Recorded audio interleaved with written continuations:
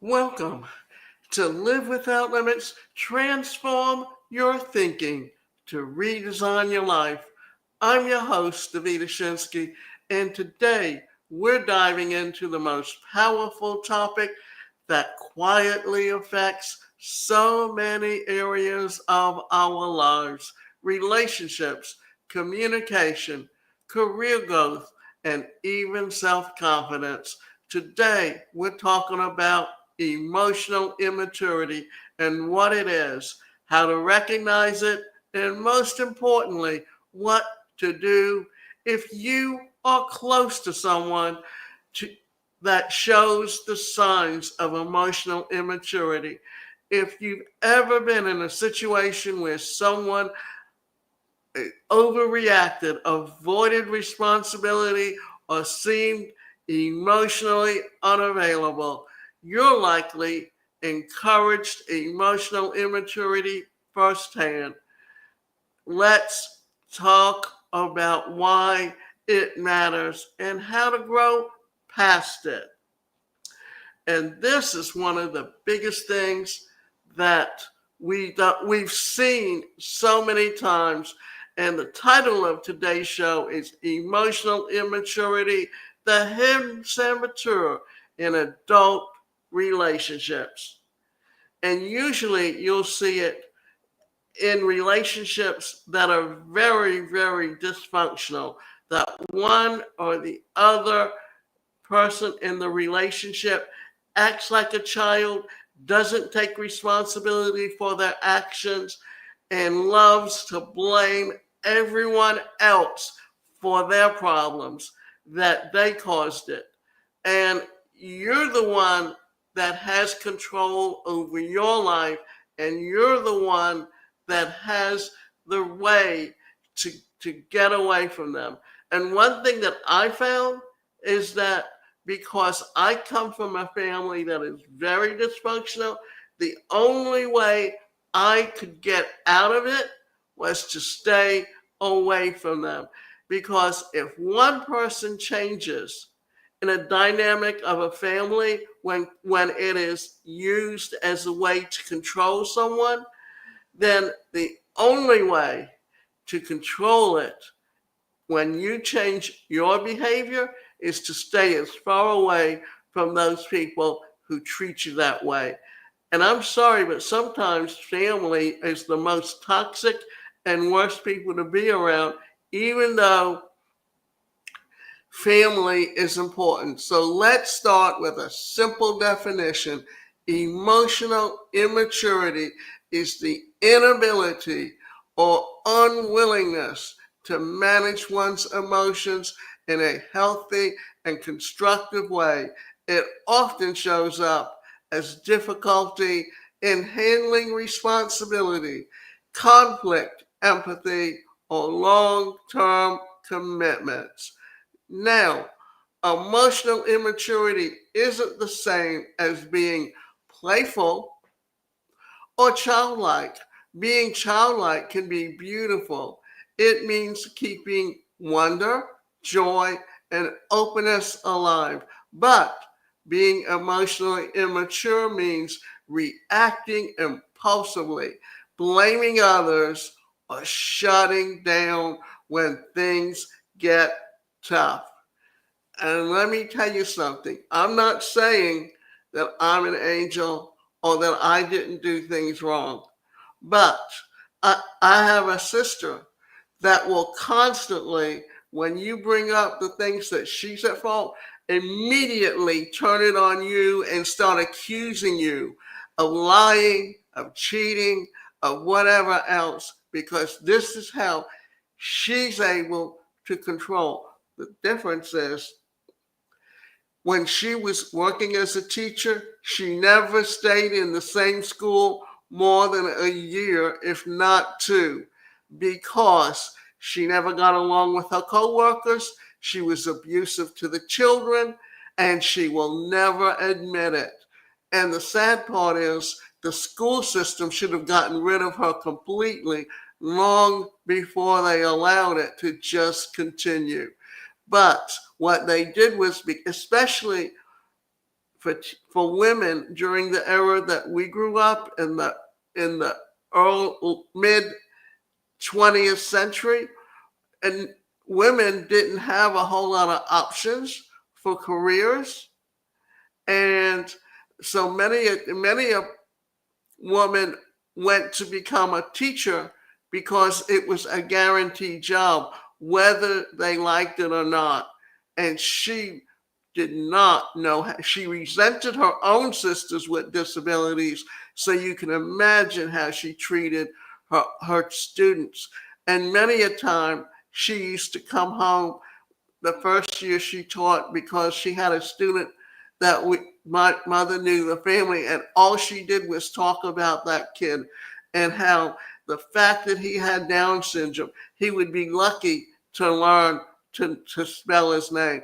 And yet, that's the limitation that she put on her students based on her own feelings and emotions.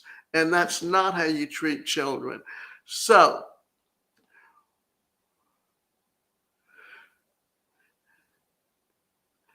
where does it come from? Often emotional immaturity stems from early life experiences, traumas, emotional neglect, or growing up in a household where emotions weren't safely expressed or modeled. In some cases, people weren't allowed to grow up emotionally, even though they matured physically and intellectually. And let me tell you what happened in my family. I had a mother that was always very negative, and all she ever did was tell you what she couldn't do. And if you needed a hug and a kiss, she couldn't give it.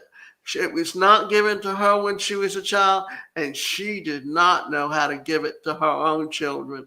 And my mother used to scream that her mother should have been sterilized. Well, why did she have children if she did not want the responsibility of being a parent?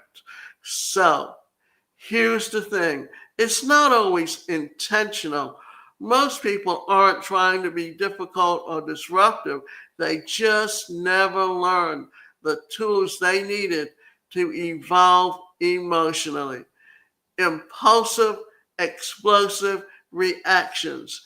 Emotionally immature people often overact to minor frustrations, cry easily, or throw temper tantrums when they don't get their way.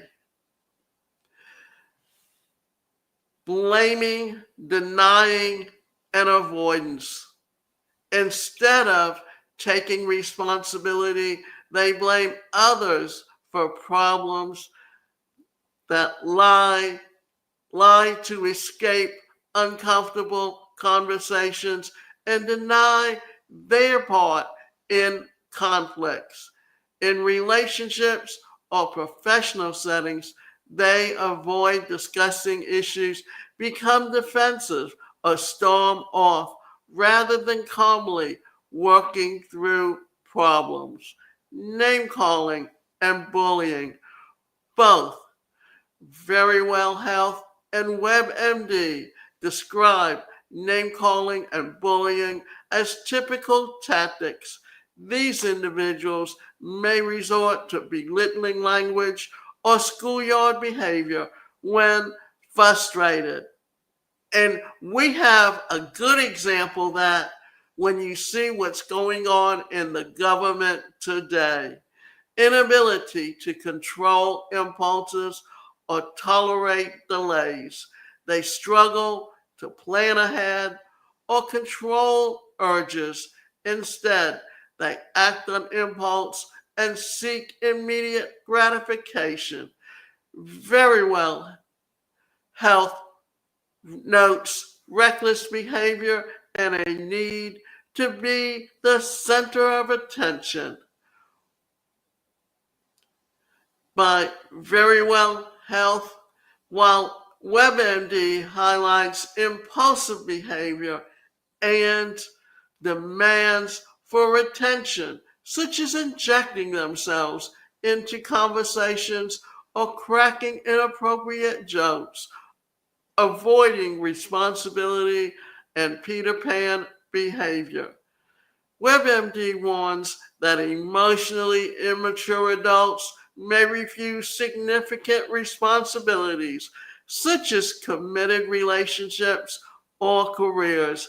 They may rely on others to take care of them, a pattern sometimes called Peter Pan syndrome. Now, what I want to say about this is often you will find that if a parent can constantly belittle you and tell you how whatever you do, that it was not up to their standards, and constantly criticize to the point that sometimes someone will just stop trying. And if that person also tries to control your life because they don't want to be alone and they're using it to keep you under their thumb and not think about what will happen to you when they're gone, that often perpetuates the Peter Pan syndrome as well. Self-centeredness or narcissistic traits. Immature people tend to think only of themselves, dislike compromise, and expect special treatment. They may demand praise and react with anger or withdrawal when they don't receive it. And you've seen examples of that just in certain celebrities and how they act and how they feel that who they are and the difference of the things that they're doing, that they are supposed to be the ones that you allow to get away with whatever they choose. Poor communication and emotional awareness. According to a counseling resource, emotionally immature individuals often lack awareness of how their actions affect others, have limited insight into their own feelings, and struggle to communicate effectively. They may shut down, become defensive, or display hurtful outbursts, such as name calling or showing things. Also, if someone lacks emotional awareness and poor community, it's because they're so into themselves and their own comforts. They just don't care or think about someone else and don't want to allow you to express yourself. And that's when they resort immediately to bullying and name calling and whatever else they can use to control you. Avoidance and accountability. These individuals often make excuses, place blame on others, and refuse to commit to responsibility at home, work, or school. They may also struggle with emotional intimacy, using distraction, jokes, or deflection to avoid genuine connections. We've often seen people who act this way and know who they are. Now, let's talk about the 7 signs of emotional immaturity. Let's explore the 7 common signs of emotional immaturity as I go through these. Think about whether you've seen them in yourself or someone you know. Avoiding responsibility, blaming others, playing the victim, or refusing to admit mistakes. We've had examples of that. And it's really ironic when you think about someone who's gotten away without having to answer for any of the things that they've done, how they turn around and constantly blame someone else. Lack of empathy, difficulty understanding or caring about how others feel. And these are people who are very self centered and are only looking for their comfort and what makes them happy. And they will use you and not care about how you feel by the way they treat you, especially on a day to day basis. Poor emotional regulation, explosive anger, passive aggressive behavior, or giving the silent treatment. How many times in relationships when someone doesn't know what to say or how to respond to someone, will they just turn around and basically give you the silent treatment? Black and white thinking, seeing things as all good or all bad with no middle ground. Fear of commitment, difficulty making long term decisions or following through on plans, need for constant validation, relying on praise or attention to feel good about oneself, taking things personally, easily offended, assuming the worst, or feeling attacked by neutral feedback. These patterns might seem small at first, but over time they erode trust, block growth, and damage relationships. Here's an example. A friend of mine worked with a colleague who took everything personally, and his suggestion was seen as criticism. Team projects became stressful because every conversation had to be tiptoed around. That's emotional immaturity at play, and it hurt the entire team. Also, think about your personality and the way you communicate, because we all have certain behavior patterns within us that are our strengths and our weaknesses. And if you're one behavior pattern and you're talking to someone with a different behavior pattern, they can misinterpret what they hear. So understanding and being able to adapt the way you talk to someone to their behavior pattern also is a way of dealing with and getting someone and not hurting their feelings. How emotional immaturity affects your life. In romantic relationship, it often looks like control issues, jealousy, codependency, or repeated arguments over the same unresolved issues. In the workplace, it might show up as an inability to handle feedback, being overly reactive, or creating drama instead of collaboration. In personal growth, it prevents you from evolving when you can't self reflect or take ownership. You stay stuck. Growth becomes painful instead of powerful. One of the biggest consequences of sabotaging success, because emotional immaturity leads to a broken trust, missed opportunities, and repeated cycles of regret or self doubt. Emotional immaturity doesn't just cause dramatic outbursts, it can undermine many areas of life and the lives of those around the person. Research based articles note several broad impacts. strained relationships, and emotional drain.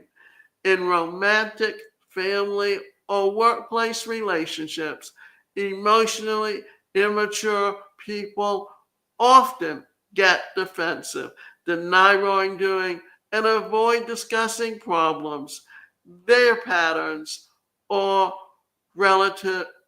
Let's say this again. Their partners or relatives can feel as if they're walking on eggshells and may develop anxiety or depression from constant unpredictability and lack of resolutions. When conflicts aren't resolved, the other person may feel lonely, confused, or exhausted. Children raised by emotionally immature parents often grow into adults who feel disconnected from their own emotions, doubt themselves, and feel unworthy. E- Erosion of mental and physical well being. The Mindful Counseling Center notes that the prolonged exposure to emotionally immature person can trigger brain scramble, which is difficulty thinking clearly, chronic stress, and mental health conditions like depression or anxiety, which means that often the environment you grow up in can lead to certain mental health and mentally ill personal issues that you experience as an adult, and especially when you're very, very young and your needs are not being met, then as you start to grow into adulthood, early adulthood, being a teenager, you will start to experience a lot of those personal issues that happen because your needs are not being met. Now, before I go on, what I also want to do is say this, that in the 18th century, in the 19th century, in the very, very early part of the 20th century, often young people got married before they were even ready to be married and started families, and they themselves did not grow up in homes where their needs were met emotionally, and therefore it perpetuated itself as generations and subsequent generations. So what's happening is that now that we're beginning to understand the mental health industry and how to help someone with dealing with their needs and having their needs met, that a lot of the things that we're seeing today are very easily things that can be dealt with. But let me also say this, that unless someone is willing to change their behavior, no amount of counseling will ever get them to that point, because they will never change their behavior. Victims may also experience emotional abuse, name calling, blame, yelling, and intimidation, which can have lasting psychological effects, difficulties in careers, and personal growth. Very Well Health points out that the emotional immaturity can limit a person's professional development and ability to learn new skills. In the workplace, they may lose their temper, resent criticism, or become angry when not praised. This behavior can damage their reputation, derail team projects, and make it harder to advance or maintain employment. Poor impulse control leads to risky decisions Emotionally immature adults often act on impulse and fail to plan for the future. This lack of foresight can result in financial problems, legal issues, or health risks from reckless behavior. Shallow or enmeshed social connections because they focus on themselves and have little empathy. Emotionally immature people often struggle to build deep reciprocal connections. They may demand attention or become enmeshed in relationships without practicing healthy intimacy. For friends, partners, or coworkers, interactions may feel one-sided and draining. Those effects show the emotional immaturity is not just a personality quirk. It can undermine careers, well-being, and relationships. Recognizing these patterns and setting boundaries while seeking therapy, if needed, can protect your own mental health and help the emotionally immature person grow. Now, let's talk about the 4 steps toward emotional immaturity. Here's the good news. Emotional immaturity can be learned.